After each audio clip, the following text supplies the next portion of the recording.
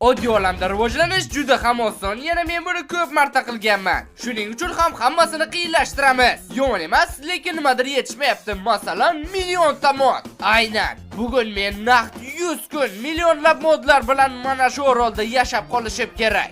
Bu 100 kun ichida nimalar bo'lmadi deysiz? Turli xil g'aroyib olamlarni o'rgandim. Oddiy verstakka hattoki sig'maydigan aslahalarni yasadim. Orolimga mehmonlar ham chaqirdim. Super qudratli bosslar bilan jang qildim. Yanada superroq avtomatik fermalar qurdim. Va oxirida chiroyli tom ham. Nima? Bu videoni yaratish uchun kompyuter qarshisida 100 soat o'tirishga to'g'ri keldi. Umid qilamanki, shuncha mehnatim sizdek kanalga obuna bo'lishingizga arziydi. Va videoni albatta oxirigacha ko'ring. Majburiy. Birinchi va 5-kunlar. Men orolda paydo bo'ldim. Bu yerda esa juda ham foydali bo'lgan komandalarni ko'rishingiz mumkin. Keyin esa oroldan sakradim. Ha nima, kelajak uchun tekshirib qo'yapman. Endi o'lamanmi deb turganimda meni oddiy olamga teleport qildi. Nima, bu Skyblock emasmidi deyishingiz mumkin. Ha, bu Skyblock, bu esa resurslar olami. Bu olam har 15 kunda tozalanadi. Shuning uchun baza qurish mumkin emas. Yana bir tajribadan so'ng bazaga qaytib barcha daraxtlarni chopib tashladim.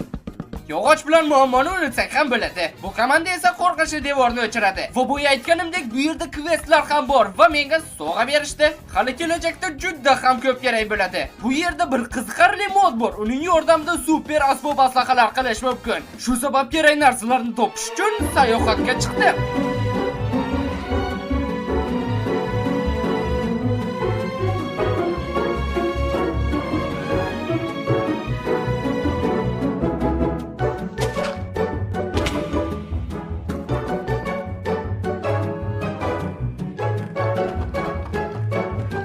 Endi 2 blokka sakrashim va balandlikdan qo'rqmasligim mumkin.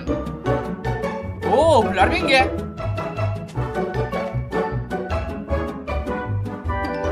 Hamma narsa tayyor, endi shunchaki yasash qoldi. Birinchi navbatda 3 ga 3 blok kavlaydigan bolg'a yasadim. Buga topilgan zumradlardan yasamoqchi edim, bittagina yetmay qoldi. Qiziq, qo'ziqorinlarda zumrad o'sadimi? Qo'ziqorin xavfli joy deb setxom qo'ydim. Endi xohlagan paytimda teleport qila olaman bu yerga. Qulaygina. Qo'ziqorin minotavrlar uyi ekan. Sandiqlarni hammasini titib zumrad topolmadim. Shuning uchun asosiy qo'ziqoringa hujum qildim.